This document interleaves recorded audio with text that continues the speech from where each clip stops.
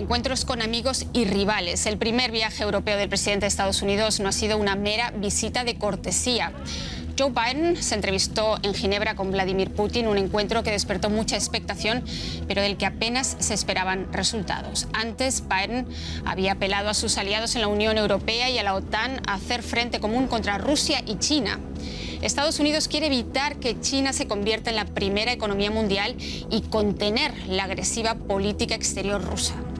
¿Con qué medios? ¿Con qué perspectivas de éxito? En A Fondo nos preguntamos hoy, ¿Biden y Europa juntos contra Rusia y China?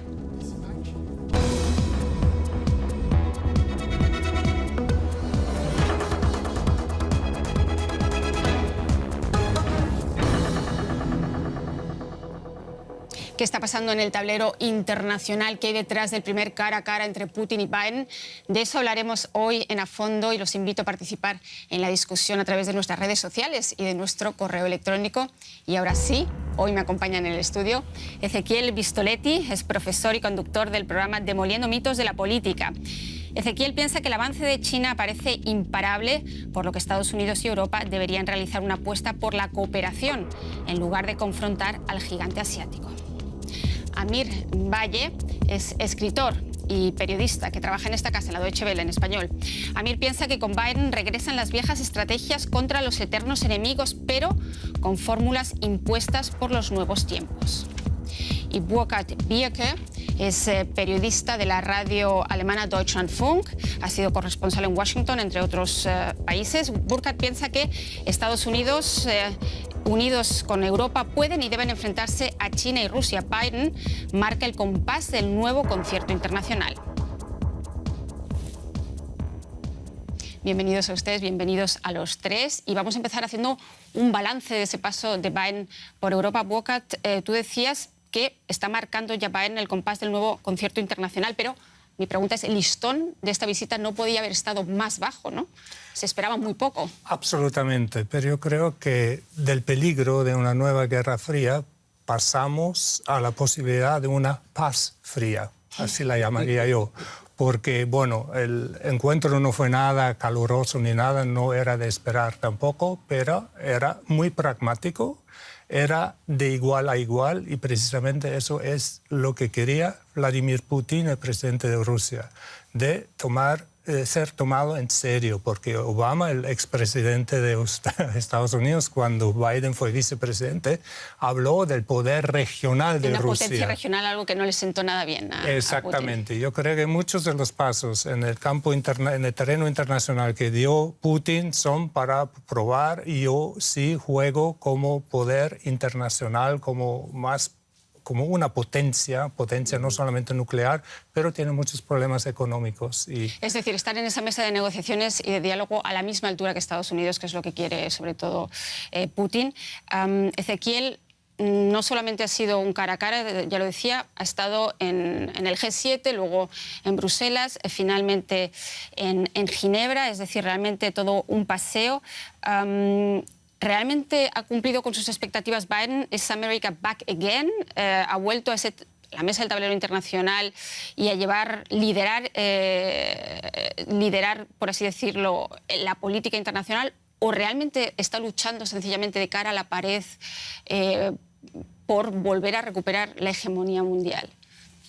Bueno, básicamente Biden quiere restablecer el orden internacional de la llamada Pax Americana unipolar, este orden iniciado tras la caída del muro de Berlín, en el cual Estados Unidos aparecía como el líder del mundo libre, ¿sí? Y por eso esta gira para recoger aliados en Europa y para establecer alguna suerte de comunicación con Rusia. En mi opinión, estos lineamientos o esta política exterior de Estados Unidos representa un error, porque ese orden mundial ya caducó. Y caducó por la aparición de nuevos actores internacionales, de nuevas potencias, un mundo multipolar con la aparición de China, la reaparición de Rusia, la consolidación de la Unión Europea, la aparición de de otros países, y también por el declive de los Estados Unidos, quien ya no puede, un país el cual ya no puede realizar la función de líder mundial frente a una situación interna verdaderamente muy difícil, con un conflicto social, una división social muy fuerte, con muchísimos problemas internos, además de... Entonces, ¿confirmarías que está intentando recuperar un papel que ya en sí no existe?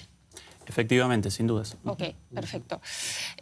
Amir, Biden y Putin no son amigos después de este encuentro, pero al menos se respetan, hablan de la cumbre del deshielo. Pero, ¿qué resultados se pueden sacar de esta cumbre? ¿Qué destacarías tú? Mira, lo primero que destaca es el hecho de que de asesino Putin cambiaron todos los términos de la conversación. A mí me llamó mucho la atención escuchar a Putin decir que Biden era un hombre equilibrado, o sea, llenarlo de elogios. Yo pienso que en primera instancia lo que decía Burkhardt es importante. O sea, se ha logrado salir de un peligroso entramado de posibilidades guerreristas para entrar en algo que es una paz de algún modo cuestionable, pero por lo menos el diálogo está tirado sobre la mesa. Ya han salido algunas cosas que, por ejemplo, la intención de trabajar en materia de la colaboración en evitar ataques cibernéticos. O sea, recordamos, por ejemplo, Biden le dejó una lista vamos a decir, de empresas y de industrias y de puntos que no deben ser víctimas de ese ciberataque. Esa es una cosa. El asunto de retomar de algún modo todos los convenios establecidos sobre el New START completo también, es decir, empezar también a hablar un poco de la desnuclearización. O sea que sí que hablarías de resultados. Pues antes de que te adelantes a esos resultados y los desglosemos, vamos a ver imágenes de ese encuentro de ayer, porque Putin y Biden se encontraron el miércoles en una villa a orillas del lago Le Mans, en Suiza, en terreno neutral, en su primer cara a cara, y durante varias horas hablaron sobre temas candentes: Irán, la situación en Bielorrusia y el conflicto en Ucrania. Otros asuntos fueron las armas nucleares, que comentábamos ya aquí, y los derechos humanos, así como los presuntos ataques cibernéticos rusos en Estados Unidos. Lo curioso es que... Pues sí, fue un primer paso para restablecer las relaciones diplomáticas, pero ambos mandatarios dejaron claro dónde están sus líneas rojas. Escuchemos. Y si de hecho violan nuestras reglas básicas, vamos a responder, incluso con medidas cibernéticas. Segundo, yo creo que lo último que quiere Putin ahora es una guerra fría. Normalmente entendemos de qué hablan nuestros socios estadounidenses, y ellos entienden cuando hablamos de cruzar la línea roja. Pero para ser sinceros, no fuimos más allá de los puntos principales ni tocamos temas controvertidos. Walker, no tocaron temas controvertidos, pero hay dos temas que parece que sí son intocables para cada uno. Los ciberataques, por lo menos ya lo comentaba Amir, ayer Biden presentó esa lista de industrias estratégicas que no debería atacar cibernéticamente a Rusia, y quizás para Rusia Navalny es otro tema intocable. ¿Cómo lo ves tú? Exactamente, yo creo que en el tema Navalny, que supuestamente Biden tocó y le dijo, le puso una línea roja, le dijo, pues si algo le sucede a Navalny, las consecuencias iban a ser muy graves, muy terribles para Rusia. Es decir, si muere, digamos, el espía, si muere en la cárcel. Sí. O sea, eso era una línea roja, y yo creo que lo esencial del encuentro fue marcar el terreno. Cada uno marcó su terreno y marcó las líneas rojas, ¿no? Y claro, Putin aclaró, y yo en mis cosas internas no me dejo aconsejar por un presidente Biden que él me diga qué tengo que hacer con Navalny. No, pero él sabe, si se prueba luego que a Navalny lo asesinaron directa o indirectamente sus servicios secretos, pues las consecuencias para Rusia son obvias. ¿Qué consecuencias podrían ser esas? Bueno, sanciones económicas. Yo creo que el terreno económico es el donde Rusia es muy vulnerable, porque Rusia, por ejemplo, ha tomado unas medidas para, por ejemplo, protegerse internamente todo el software de las computadoras, auto puede ser solamente ruso hasta el año 2025 para protegerse y todo, también de ciberataques y todo. O sea, pero Rusia necesita urgente inversiones, necesita trabajar, necesita comerciar con el occidente, con el mundo, y eso es el punto débil de Putin. Él necesita que la economía se ponga bien en marcha y que haya crecimiento y todo. Interesante ese punto, porque es una de las razones probablemente por las que Putin también asistió gustosamente a esa cumbre que, digamos, fue iniciativa de Biden. La lectura que hacen ambos después de la cumbre, a pesar de que apenas arroja resultados, Ezequiel, es positiva. Los dos hablaron de las cualidades del otro, ya lo comentaba Amir. ¿Forma parte del libreto? ¿Cómo lo ves? Bueno, después de las declaraciones de Biden respecto a Putin, llamándolo asesino, claro que un acercamiento aparece como positivo, pero el listón aparecía muy abajo. En mi opinión, Biden comenzó su gobierno en términos de política interior muy acertadamente, con un volantazo, un giro muy profundo en cuanto a la pandemia, con la promesa de vacunación de 200 millones de personas en 100 días, cumplida o sobrecumplida, con el anuncio de un paquete de ayuda económica de $2 billones y $3 billones para infraestructura en los próximos años. Un cambio con las políticas de los últimos 20 años. Ahora bien, en términos de política exterior, aparecen tensiones dentro de la política exterior de Estados Unidos. Así como la sociedad aparece fracturada en dos, la política y la diplomacia estadounidense también. Entre un grupo anti-chino, hasta hace poco identificado con el republicanismo y con Trump, y un grupo antirruso hasta hace poco identificado con Biden. Ahora, cada vez más aparecen miembros de estos grupos en los otros. En sus adversarios. Sí, entonces por eso Biden, por un lado, realiza reuniones en Europa y llama a la confrontación, al fortalecimiento de la OTAN, la confrontación con Rusia, la confrontación con China, pero después realiza un encuentro con Putin al día siguiente, en mejores términos, y de alguna manera aventura un acercamiento a Rusia para generar un cortafuegos con China. Es decir, entonces aparece chapuceando de alguna manera. Solo para aclarar las cosas, sí. No es un tema de Biden, digamos que esa política de confrontación con China ya viene de la época Trump, y Biden acentúa, incluso se convierte casi en una obsesión, porque como tú dices, incluso el acercamiento a Rusia tiene la intención de poner y de bloquear a China, ¿no? Sin lugar a dudas. El surgimiento de China representa, o la aparición de China como una potencia, una superpotencia, representa un hecho. Ahora, tanto Trump como Biden, en lugar de aventurar un orden mundial multilateral de cooperación, los dos quieren restablecer órdenes del pasado. Trump quería un orden parecido al de la paz americana de la posguerra, con un aislacionismo de Estados Unidos, anti-chino, anti-OTAN. Biden, por el contrario, quiere el liderazgo del mundo libre, con la OTAN fortalecida, no la ONU, sino la OTAN, y en lugar de una política anti-chino, una política anti-rusa. Las dos políticas representan políticas equivocadas. ¿Política antirrusa lo ves también así? Sí, mira, yo lo que pasa es que yo agregaría algo más. Yo no creo que sea una política errada, sino que responde al típico pragmatismo de Estados Unidos en su política internacional. Es decir, cuando yo hablo, por ejemplo, en la frase que dije, es decir, el regreso a viejas estrategias contra los viejos y eternos enemigos. Es decir, Estados Unidos no va a poder hasta ahora, en la estructura política que tiene, tanto republicanos como demócratas, no va a poder superar eso. O sea, tiene que haber un cambio muy profundo dentro de la política norteamericana para que eso se desfoque, y el orgullo americano, que es algo que nunca se contempla en política, pero existe, está sencillamente el orgullo americano de ser, como dice Ezequiel, de ser la cabeza del mundo libre, de ser el protagonista Pero ayer lo dijo claramente Biden cuando habló de que prácticamente los derechos humanos estaban en el ADN de los norteamericanos. De los norteamericanos, ¿no? Sí. Pero además él dijo algo, le daría luz verde para hacer. Él dijo algo que yo pienso que nuevamente uno tiene que mirar a la historia. ¿Cuántos presidentes norteamericanos han pronunciado la frase Estados Unidos ha vuelto? Miremos atrás y vamos a ver quiénes lo pronunciaron.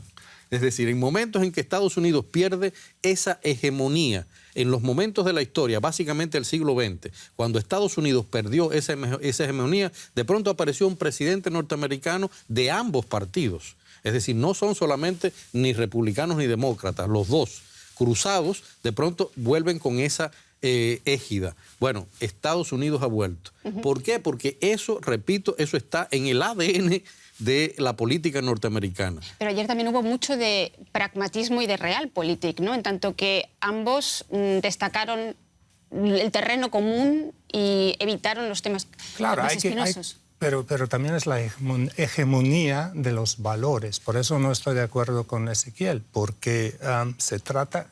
Uno no puede hacer un mundo multilateral con estados autócratas como China que no respetan los derechos humanos. Exacto, y todo. Lo que Biden aspira es a volver a crear una fortaleza de los países dentro de la OTAN, con los europeos, los australianos, los neozelandeses, con el mundo occidental, también defendiendo los valores que bajo el gobierno de Trump se han perdido, porque Trump no era el luchador primero por los derechos humanos. Yo creo que también se trata de eso, la hegemonía. Y para frenar a China, además, en todos los ámbitos, necesita de Rusia, porque Rusia no es amigo de China. No es amigo. Y por eso puede haber una alianza que parece a primera vista muy rara, pero sí, en eso pueden concordar Putin y Biden, que hay que frenar la hegemonía de China, el avance militar. Pero eso no es una batalla ya perdida. Pero siempre ha habido una estrategia en el caso de Estados Unidos. Es decir, Estados Unidos siempre ha tenido, o sea, yo regreso de nuevo a por qué vieja estrategia. La estrategia de formar un bloque contra el antiguo campo socialista no surge de ahora.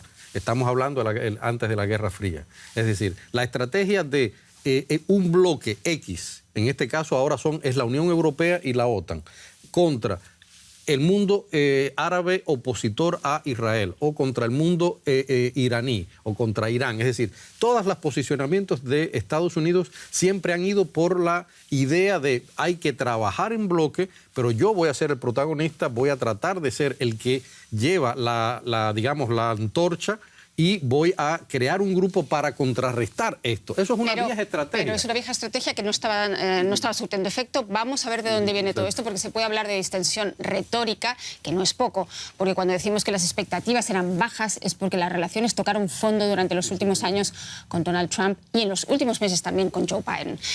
Los analistas hablan del peor momento desde la Guerra Fría. Veamos algunos ejemplos de los últimos años. ¿Usted conoce a Vladimir Putin? ¿Piensa que es un asesino? Sí, lo pienso. Nuestras relaciones bilaterales se han deteriorado hasta su punto más bajo de los últimos años. El enfrentamiento retórico se agudiza de cara a la cumbre en Ginebra. Pero el Kremlin ya había pasado antes a los hechos al incluir a Estados Unidos y a la Unión Europea en su lista de países hostiles. Además, Rusia abandonó el Tratado de Cielos Abiertos por el que ambas potencias se permitían vigilar mutuamente sus espacios aéreos.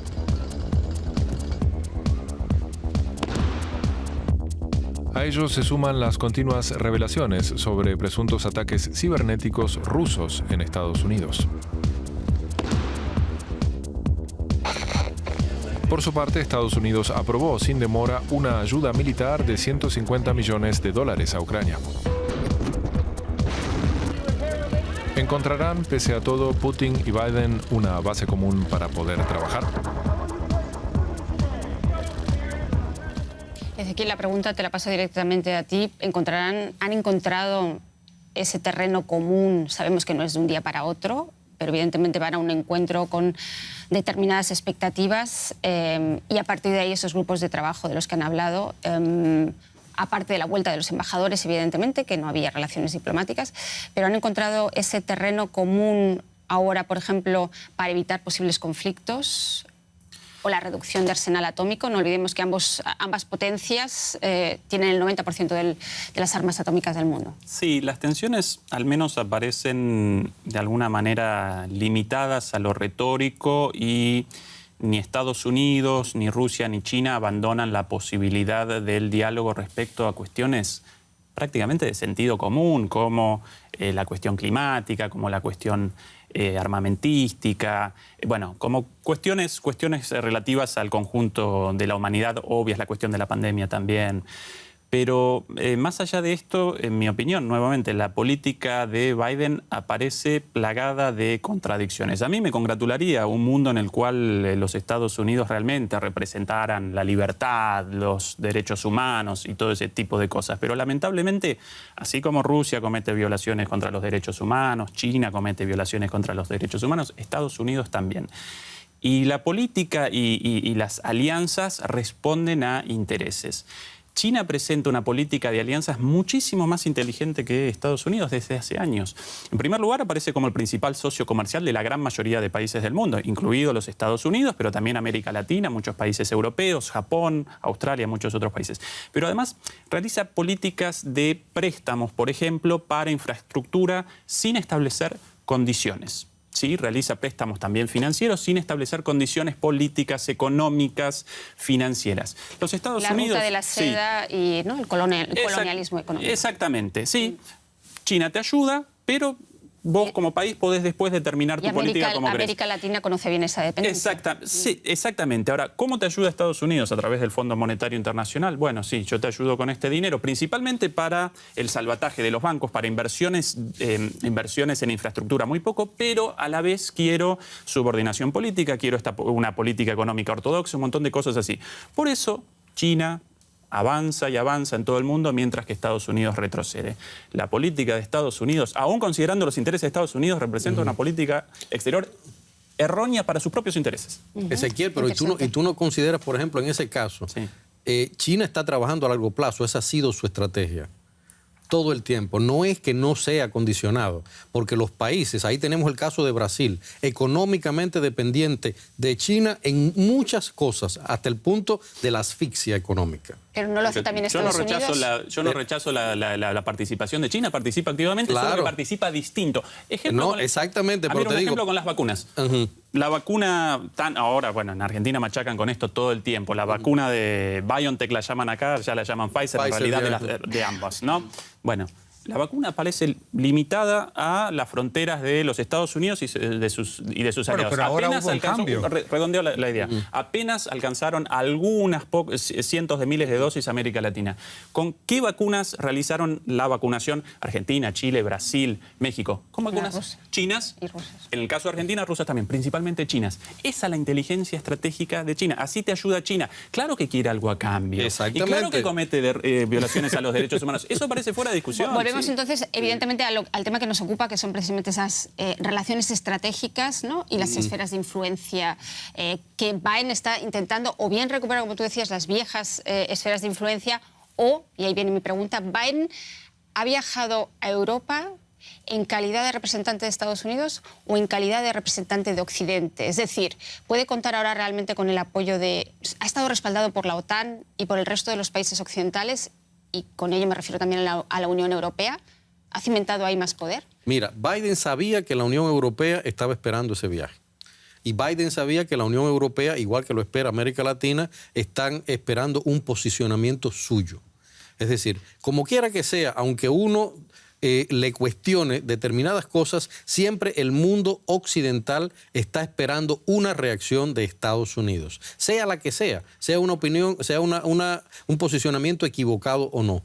Entonces, la Unión Europea sí necesitaba que Estados Unidos se pronunciara. Ahorita hablábamos de los valores y yo voy a decir algo muy simple.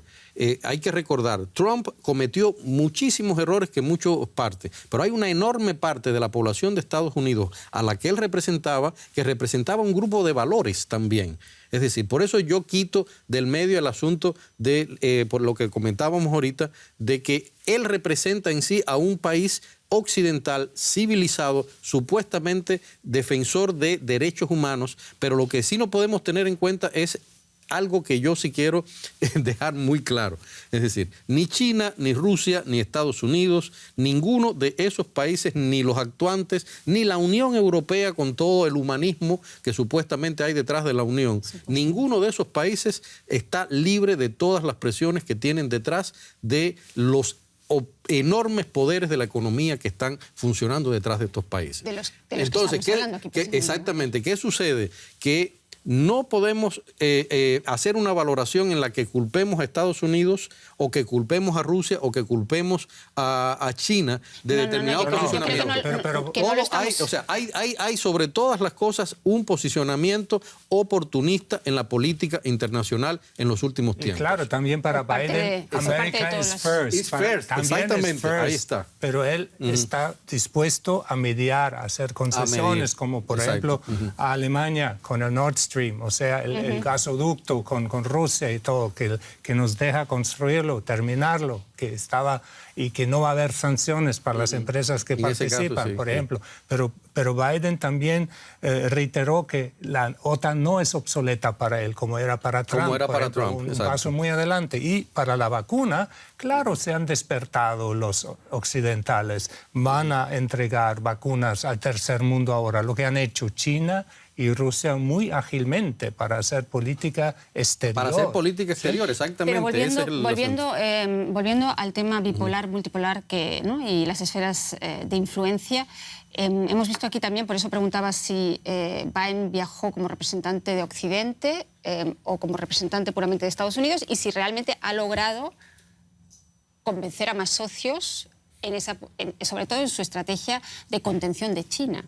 Bueno, lo digo sobre todo por el tema de la Unión Europea, en donde estamos viendo que también tiene serias dificultades con Rusia, y Borrell, el representante exterior de la Unión Europea, decía que espera que esa relación incluso empeore en los próximos tiempos y que valoran la posibilidad de nuevas sanciones. Es decir, que vemos, como tú decías, no hay ni buenos ni malos, evidentemente, ni claras esferas de influencia ya, sino que nadie quiere descartar a nadie, sobre todo la Unión Europea no quiere descartar ni a Rusia ni a China, que es algo que en parte le está pidiendo Estados Unidos. Sí, pero Biden da a los europeos la sensación de que los valora y valora las opiniones y que los necesita, lo que Trump no hizo. Trump hizo lo suyo y esperaba que todo el mundo lo siguiera. Y si no le gustaba, no le gustaba. Pero Biden busca una alianza. Claro. ¿Qué tan importante es eso para la Unión Europea? En mi opinión, la Unión Europea podría protagonizar un rol verdaderamente central en el surgimiento, en la consolidación de un mundo multipolar con Estados Unidos, con Rusia, con China, con la Unión Europea, con India, con Brasil, con Sudáfrica.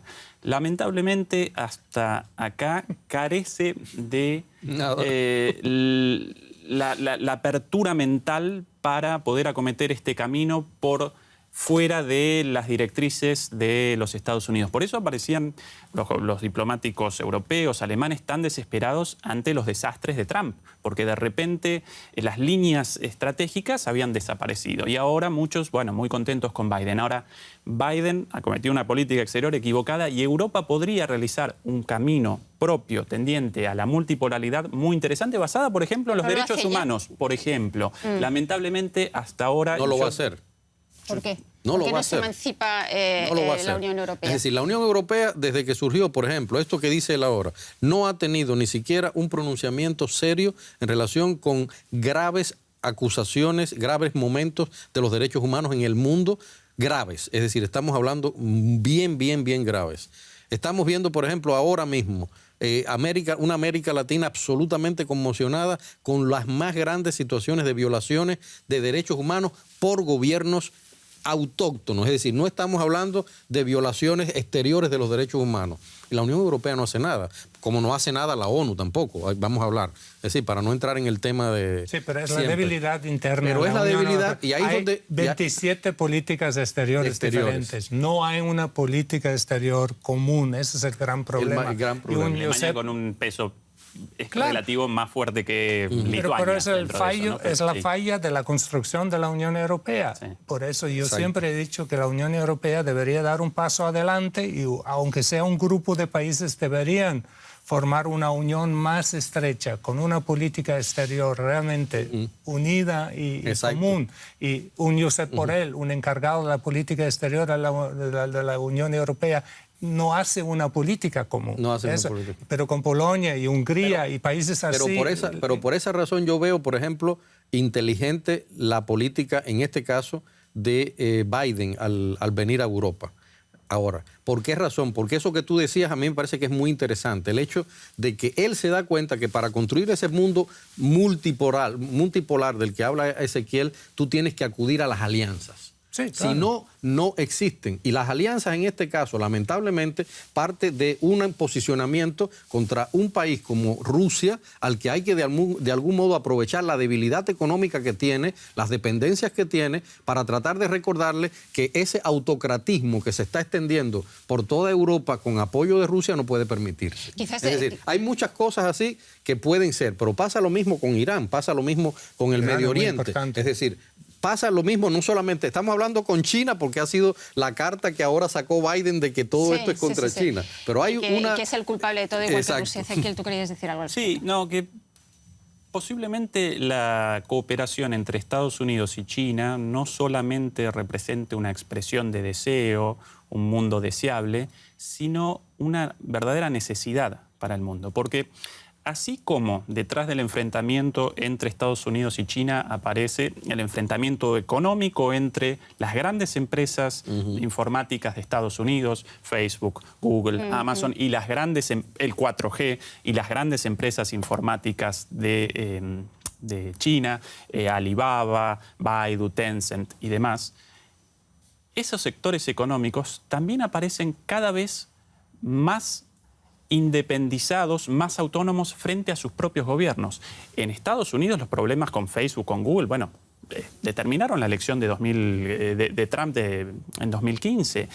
En China también aparecen problemas gravísimos entre el fundador de Jack Ma y su compañía Alibaba, el Amazon chino y el gobierno de China. Si en algún momento China y Estados Unidos no generan alianzas, no alcanzan acuerdos para establecer controles a lo que representan, no solamente en términos de economía, sino en términos de libertades individuales con respecto al manejo de los datos y de la información, entonces, más que en el futuro presenciar una lucha entre Estados Unidos y China, vamos a presenciar dictaduras de las grandes empresas informáticas. La realidad siempre va por delante de la política. De la política. Bocat, entonces coincidirías, ya estamos completamente en el tema de China, que China se ha convertido realmente en el tema más importante de este viaje, mucho más allá de Rusia, aunque ese cara a cara entre los dos líderes era importante, pero que China es la verdadera obsesión ahora mismo de Estados Unidos, o la verdadera preocupación, no lo tenemos que poner en plan peyorativo, y que Estados Unidos ha venido a buscar precisamente socios para frenar la expansión china.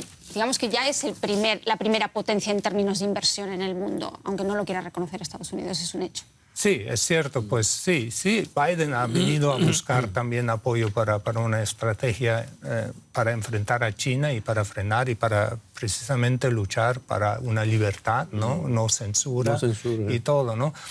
Pero a la vez Biden quería reanudar unas relaciones que había dejado atrás Trump. Eso era muy, muy importante, porque el contacto directo físico es muy importante. Todos lo y también porque necesita esos socios europeos. Absolutamente, los necesita para perseguir cara sus metas internacionales, ¿no? Y ha dado claras prioridades. Y desafortunadamente ninguna prioridad era Latinoamérica, por ejemplo, ¿no? Pero es Irán, es Rusia, es China.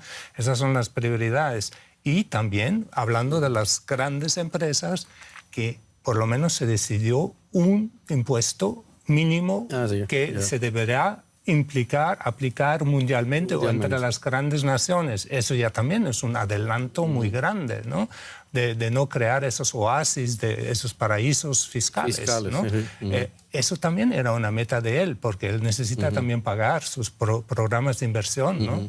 Exactamente. Pues vamos a ver algunos ejemplos, Bocat, porque Estados Unidos y China, ya lo escuchamos, luchan ahora mismo por el papel hegemónico en el mundo. Por eso Biden sigue la línea de su antecesor Trump, o podríamos decir que incluso la redobla con nuevas sanciones contra el gigante asiático, y busca socios en su paso, en su viaje por Europa. China fue y es el tema que más preocupa a Biden.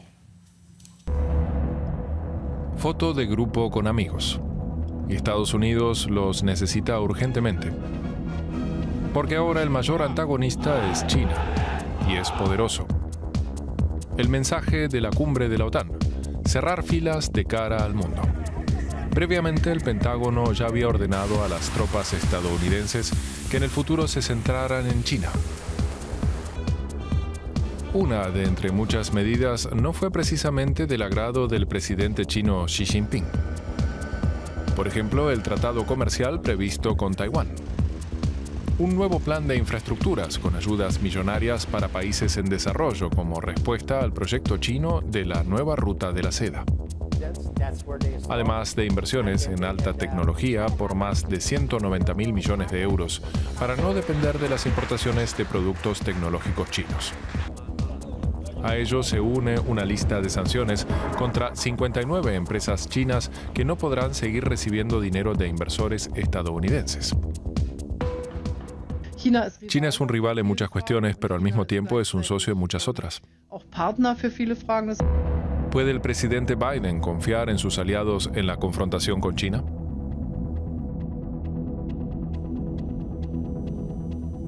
Bueno, esa es la pregunta que venimos haciendo durante todo el programa. Y hay un tema que no hemos tocado, Amir, que es el tema de la OTAN y de del encuentro que también han tenido nuevamente presencial los líderes de la OTAN aquí en Inglaterra.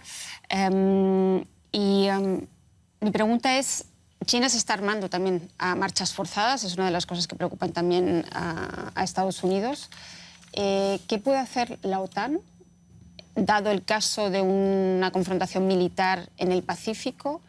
¿Puede realmente apoyar a Estados Unidos o realmente el Pacífico está fuera de sus... Lo digo dentro de la nueva estrategia de la OTAN que han acordado también ahora aquí en el encuentro?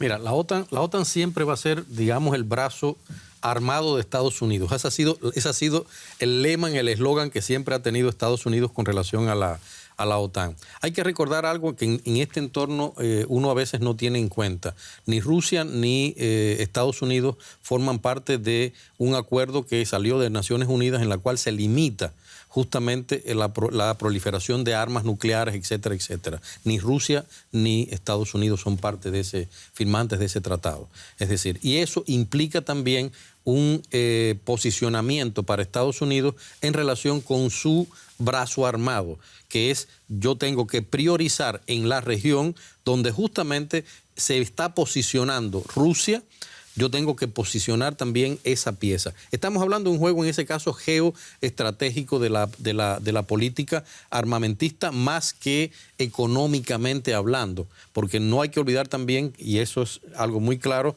que la OTAN tiene detrás un apoyo económico de las grandes empresas productoras de armas del mundo que también hacen juego en este caso. La OTAN va a seguir posicionándose, sobre todo porque acuérdense que hay algunas piezas que en este ajedrez de la política son importantes, que se controlan desde el posicionamiento de la OTAN en Europa, que es Siria, que es Afganistán. Es decir, hay un grupo de países que están bajo la égida de algún modo de las fuerzas de la OTAN y es importante para Estados Unidos ese posicionamiento, ¿no? El presupuesto militar de China año a año va ascendiendo. Cierto, pero solamente para recordar el contexto, el presupuesto militar de Estados Unidos asciende a 750.000 millones de dólares anuales. 3 veces más que China y 12 veces más que Rusia, ¿sí?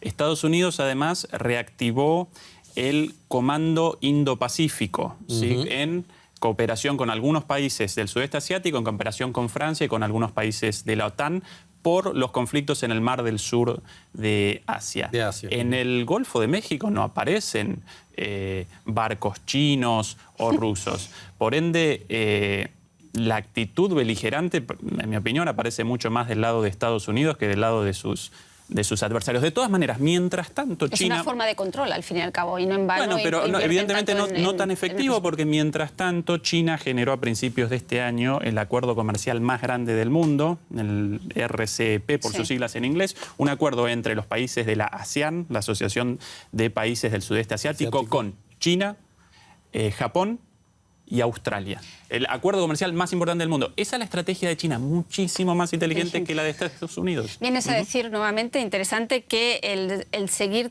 disponiendo del mayor ejército del mundo, como lo hacen Estados Unidos y Rusia, aunque Rusia tenga un PIB que es similar al de Italia, es decir, que la fuerza económica de Rusia es mucho menor de lo que podamos imaginar, todas estas estrategias han quedado obsoletas, entiendo, y las estrategias chinas de invertir en otros países económicamente están surtiendo mucho más efecto a la hora de controlar. el Sí, mundo. eso es muy ágil lo que hace China, ¿no? Si tú ves todas las materias primas en Latinoamérica y en África y todo, donde compran, donde invierten, esto es una estrategia muy, muy ágil, y también la nueva carretera de la seda, todo eso, camino a la seda, todo eso es súper, súper inteligente. Pero quería volver a tu pregunta inicial que hiciste, Amir, sobre la OTAN.